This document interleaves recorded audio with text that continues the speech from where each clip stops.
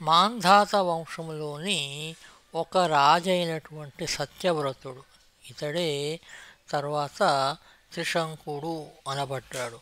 మానవ శరీరంతో స్వర్గానికి వెళ్ళదలిచి వశిష్ఠ మహర్షి చేత యజ్ఞాలు చేయించ సంకల్పించాడు.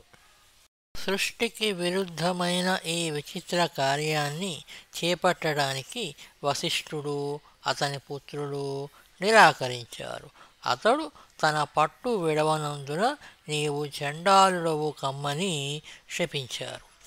అతడు అప్పుడు వశిష్ఠునిపై అహితభావము కలిగియున్న విశ్వామిత్రుణ్ణి ఆశ్రయించాడు.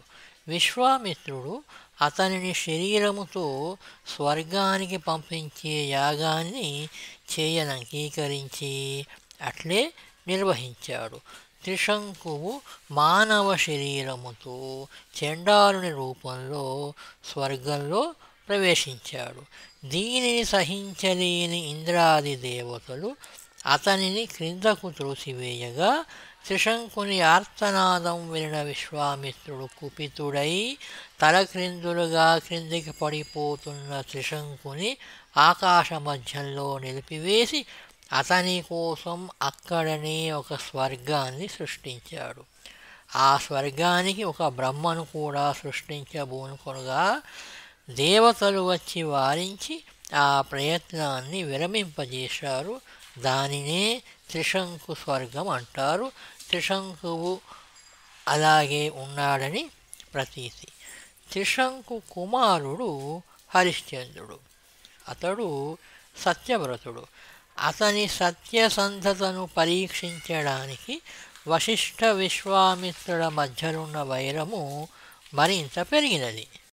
విశ్వామిత్రుడు హరిశ్చంద్రుని పరీక్షించడానికి అతని వద్దకు పోయి యాగదక్షిణ నెపముతో అతని సర్వస్వము తీసుకొని అతనిని ఒక నీచ వ్యక్తికి బానిసగా ఉండే దురవస్థకు గురి చేశాడు. అయినా ఆ సత్యహరిశ్చంద్రుడు అసత్యమాడకుండా అన్ని కష్టాలు సహించి తన సత్యసంధతను నిరూపించుకున్నాడు. ఆ విధంగా హరిశ్చంద్రుని బాధ పెట్టినందుకు వశిష్ఠుడు విశ్వామిత్రుణ్ణి గ్రద్దవు కమ్మని శపించాడు. విశ్వామిత్రుడు కూడా వశిష్ఠుని నీవు కొంగవు కమ్మని ఎదురు శపించాడు. పక్షి రూపాల్లో కూడా వారిద్దరూ పోట్లాడుకొనడం మానలేదు. హరిశ్చంద్రుని గురించి ఇంకొక కథ కూడా ఉన్నది. హరిశ్చంద్రుడు సంతానహీనుడు కావడం చేత దుఃఖితుడై నారద మహర్షి ఉపదేశం ప్రకారం వరుణదేవుణ్ణి ఆరాధించాడు. వరుణదేవుడు ప్రత్యక్షము కాగా హరిశ్చంద్రుడు ఇలాగ ప్రార్థించాడు. ఓ దేవా, నాకు గొప్ప వీరుడైన పుత్రుడు పుట్టినచో నీవు సంతోషించినట్లుగా హోమము చేసి అతనిని యజ్ఞ పశువు చేసి హోమాగ్నిలో వేస్తాను. నాకు పుత్రుడు లేని వెలితి లేకుండా చేయుము అని కోరాడు. కొంతకాలానికి అతనికి ఒక పుత్రుడు కలిగాడు. అతని పేరు రోహితుడు. వరుణదేవుడు వచ్చి యజ్ఞ పశువుగా కుమారుణ్ణి ఇస్తానన్న మాటను జ్ఞాపకం చేశాడు. ఇప్పుడు కాదు, పురిటి మైల తీరనిమ్ము అన్నాడు. తర్వాత వచ్చి అడిగితే దంతములు రానిదే యజ్ఞ పశువుగా పనికిరాడు కదా అన్నాడు. దంతాలు వచ్చిన తర్వాత అడిగితే శాశ్వతమైన దంతాలు రావాలి అన్నాడు. ఆ తర్వాత వచ్చి అడిగితే నా కొడుకు కవచాన్ని ధరించి యుద్ధవీరుడు కానిమ్ము అన్నాడు.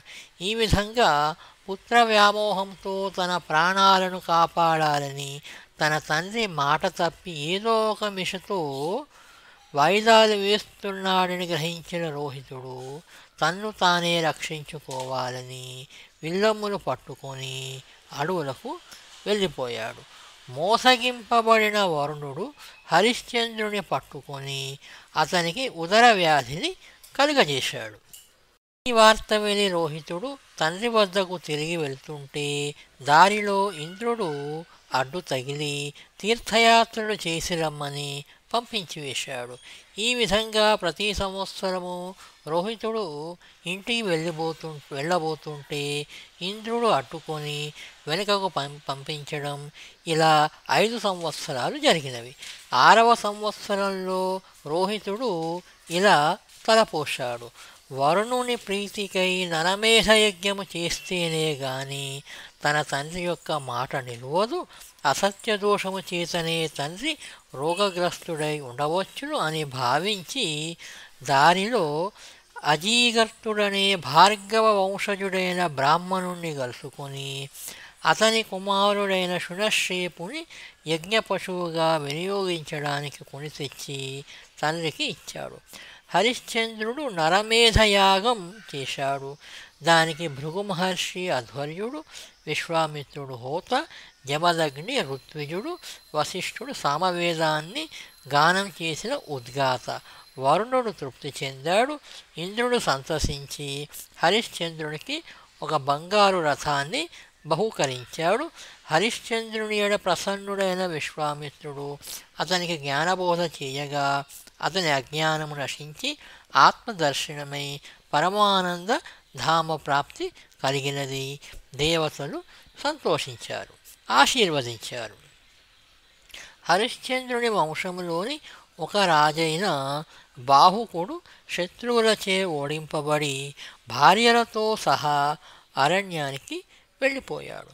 కొన్నాళ్లకు రాజు చనిపోగా అతని భార్య సహగమనం చేయడానికి సిద్ధపడినది.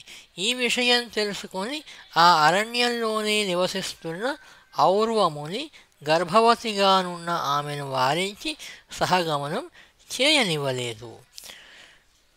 ఆమెకు 9 మాసాలు నిండుతుండగా సవతులు ఓర్వలేని వారై అన్నములో విషము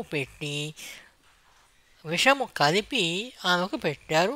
చిత్రమేమో మరి గర్భములోని బిడ్డకు కానీ ఆమెకు కానీ అపాయం ఏదీ జరగలేదు. బిడ్డడు ఒంటి నిండా విషముతో జన్మించాడు. అందుచేత అతనికి సగరుడు అనే పేరు సార్థకమైనది. సగరుడు పెద్దవాడై తండ్రిని ఓడించిన వారిపై దండెత్తి శత్రువులను చెండాడాడు. చక్రవర్తి అయి భూమండలమంతా పాలించాడు. ఔర్వ మహర్షి ఆనతిచే అనేక అశ్వమేధ యాగాలను చేశాడు. ఒక యజ్ఞములో అతడు విడిచిన అశ్వాన్ని ఇంద్రుడు అపహరించుకొని పోయి నాగలోకంలో తపస్సు చేసుకుంటున్న కపిల మహర్షి ఆశ్రమంలో కట్టివేశాడు. మా విపంచీ ఛానల్ పోస్టులను షేర్ చేసి సబ్స్క్రైబ్ చేసి మమ్మల్ని ప్రోత్సహించగలరని మనవి.